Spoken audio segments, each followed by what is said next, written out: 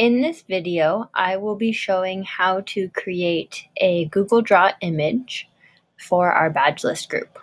So I'm going to start out with a circle shape. So I select the circle. One tip is if you hold down Shift while you're creating a shape, it will come out with a symmetrical shape. If you don't hold down Shift, then it will come out oblong or based on how you are dragging. So I have created my shape. I'm going to make it a little bit bigger by holding Shift to continue keeping the perfectly circular shape. So this is the beginnings of my badge. I am going to select it and I will select the paint tool. This one I am going to do light green.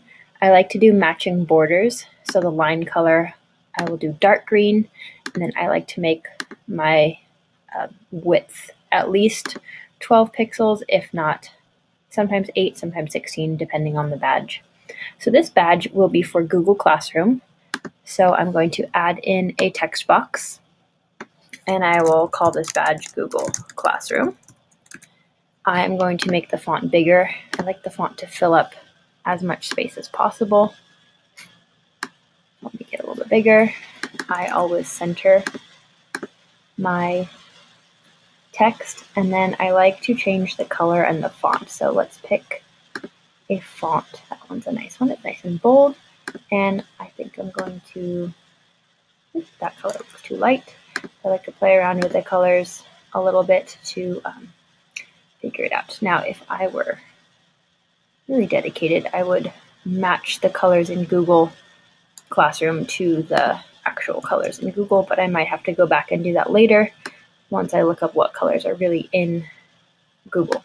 So I'm going to go to my desktop. I already saved an image for Google Classroom, and I guess that didn't work the way I planned. So I'm going to, usually lets me drag. If it's not letting me drag, I will go Insert and Image. I save this one on my desktop. Select the one I called Google Classroom. I always like to put in an image on the badge to make it a little bit more visible or visually appealing to see what the badge is about. If I use a logo from a program, I don't ask for attribution rights because it's for educational purposes.